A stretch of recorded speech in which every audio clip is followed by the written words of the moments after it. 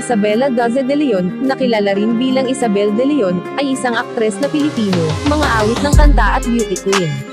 Siya ay isang dating child actress, kilala sa marami, bilang duday sa GMA7 sitcom Daddy Didugo.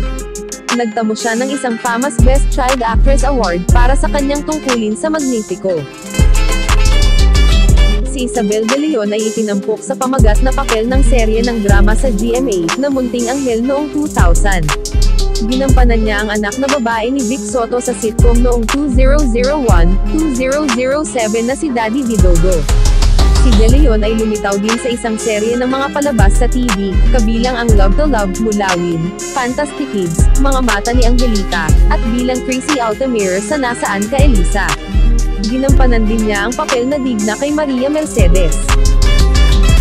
Lumabas din siya sa mga pelikula tulad ng Magnifico, Bahay ni Lola, Super B, Sanib, Padre de Pamilya, Lechonero at Soliloquy.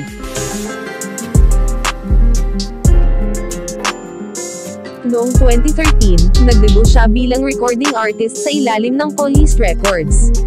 Inilabas niya ang kanyang debut album, ang Love Zone, na binubuo ng mga orihinal na kanta, lahat ay isinulat niya.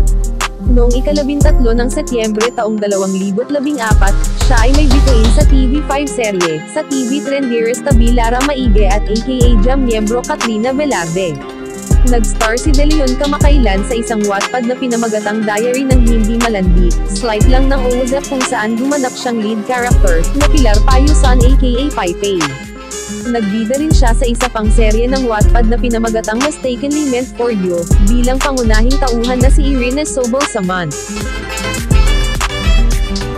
Noong 2019, gumanap siya bilang karakter ni Maricar de Mesa mula sa Dragon Lady, hanggang sa tapat ng Bea Binene na itinatanghal bilang batang si Diana Zeviri pagkatapos ng kanyang kauna-unahan, na kalaban sa magkaibang mundo na katapat ni Luis de los Reyes. Noong 2020, nagpunta siya sa freelance at bumalik sa ABS-CBN at kasalukuyang ipinapakita ang papel ni Mariel Lascano sa pinakamahabang teleserye, Ang Probinsyano. Magkubil din si De Leon ng bagong drama show sa TV5 Network na pinamagatang Ate ng Ate Ko, kasama sina Chris Bernal, Jay Cuenca, at Joe Baskin. Ang gagampanan niya ay si Mayumi Gonzalez.